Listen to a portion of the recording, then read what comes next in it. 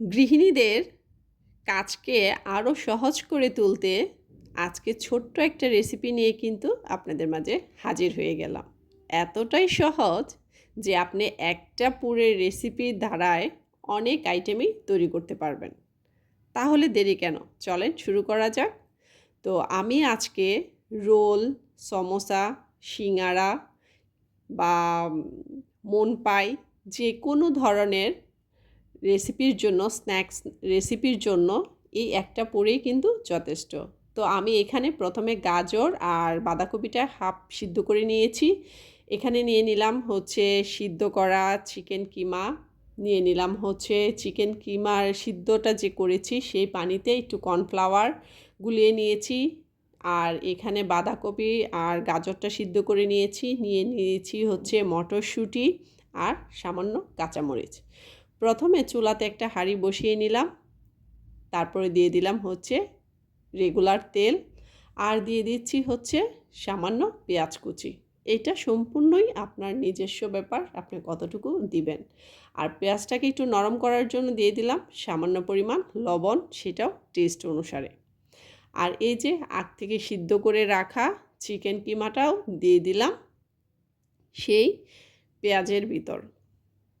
এপাশ ওপাশ খুব ভালোভাবে একটু নেড়ে ছেড়ে নিব। এরপর হচ্ছে দিয়ে দিচ্ছি হচ্ছে মটরশুঁটি। মটরশুঁটিটাও আমি হালকা ভাপে পানিটা ফেলে দিয়েছি যেন বাজে কোনো স্মেল না পাওয়া যায়। যেহেতু এটা বাচ্চাদের জন্য আসলে আমরা বেশিরভাগ চিন্তা করি খাওয়াটা, তো বাচ্চারা একটু ব্যাড স্মেল পেলে কিন্তু খেতে চায় না। আর দিয়ে দিচ্ছি সামান্য পরিমাণ কাঁচামরিচ কুচি। আর এখানে দিয়ে দিলাম 1 চা চামচ সয়া সস। আর এখানে দিয়ে দিচ্ছি হচ্ছে হাফ চা চামচ ধনিয়ার গুঁড়া, হাফ চা চামচ হলুদ গুঁড়া, হাফ চা চামচ চাট মশলার গুঁড়া।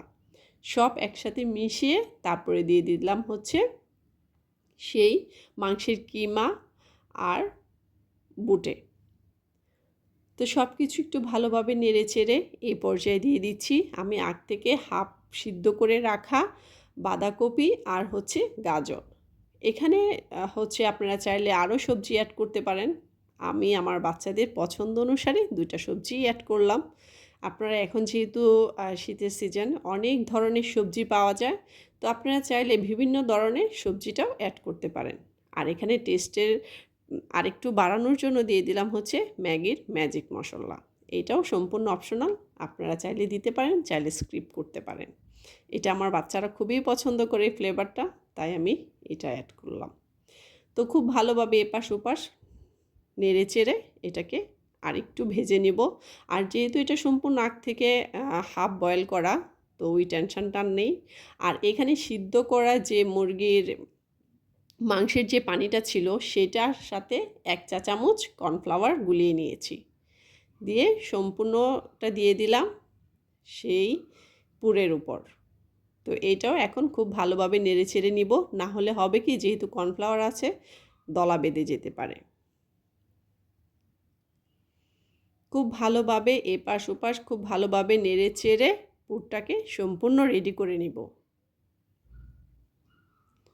আর জালটা একটু মিডিয়ামে রাখবো, একেবারে লো না হাইও না। আর এই পর্যায়ে দিয়ে দিচ্ছি সামান্য পরিমাণ চিনি। এসব খাবারে কিন্তু একটু চিনিটা দেওয়াই লাগে। আপনি চাইলে স্কিপ করতে পারেন, কিন্তু দিলে কিন্তু টেস্টের পরিমাণটা ভালো আসে। এই তো আমার কিন্তু অলমোস্ট পুরটা রেডি। এখন আপনি চাইলে এইটা রোল কিংবা যে কোনো খাবারেই কিন্তু এটা তৈরি করতে পারেন। এই যে পুরটা রেডি, এটা চাইলে আপনারা সংরক্ষণও করতে পারেন। আজকে শুধু পুরের রেসিপিটাই দেখালাম, নেক্সট কোনো ডেতে আবার দেখা হবে এটা দিয়ে আমি কী বানাচ্ছি। আজ এই পর্যন্ত।